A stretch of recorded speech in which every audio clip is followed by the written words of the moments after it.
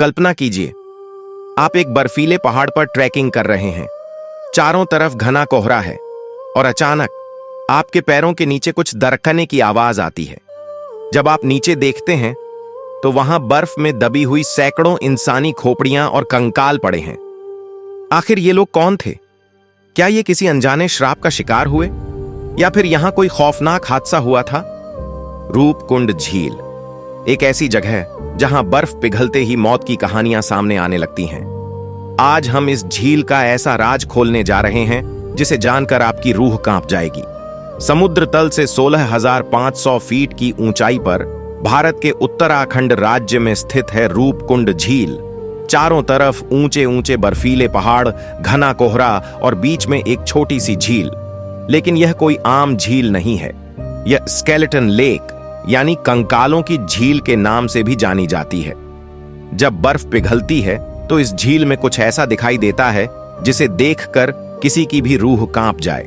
सैकड़ों इंसानी खोपड़ियां और कंकाल, और सबसे डरावनी बात यह है कि ये कंकाल सदियों पुराने हैं। आखिर ये लोग कौन थे और इतनी ऊंचाई पर इनकी मौत कैसे हुई?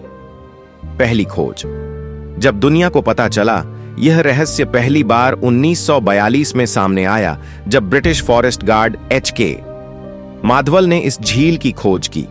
उन्होंने देखा कि झील के चारों ओर और उसके अंदर सैकड़ों इंसानी हड्डियां बिखरी हुई थीं।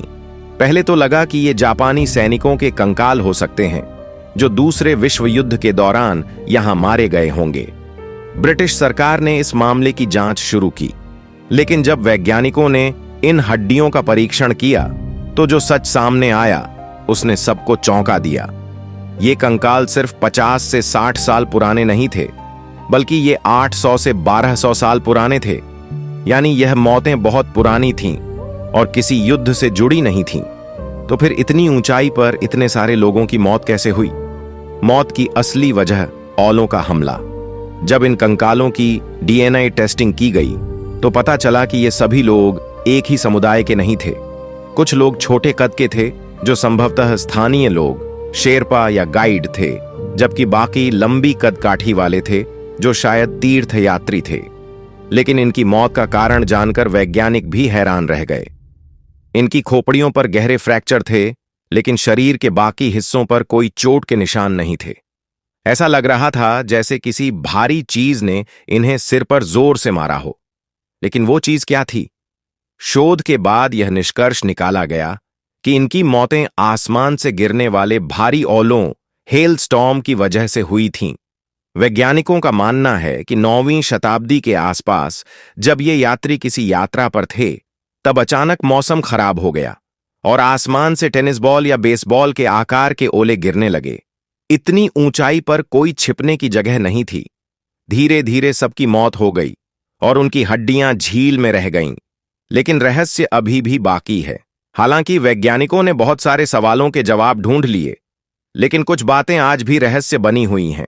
सबसे पहला सवाल, कुछ कंकाल 800 साल पुराने हैं तो कुछ 1000 साल पुराने। क्या इसका मतलब यह है कि इस झील में समय समय पर कई लोगों की मौत हुई? दूसरा रहस्य, स्थानीय लोगों का मानना है कि यह झील श्रापित है। लोक कथाओं के अनुसार एक राजा अपनी रानी और सेवकों के साथ इस रास्ते से तीर्थ यात्रा पर निकला था, लेकिन उसने पवित्र स्थानों का अपमान किया और देवताओं ने उसे और उसकी पूरी सेना को श्राप देकर खत्म कर दिया। तीसरी सबसे अजीब बात यह है कि इन कंकालों के पास से कुछ ऐसे गहने और सामान मिले हैं जो इस क्षेत्र से मेल नहीं खाते। क्या ये किसी खोई हुई सभ्यता का हिस्सा थे?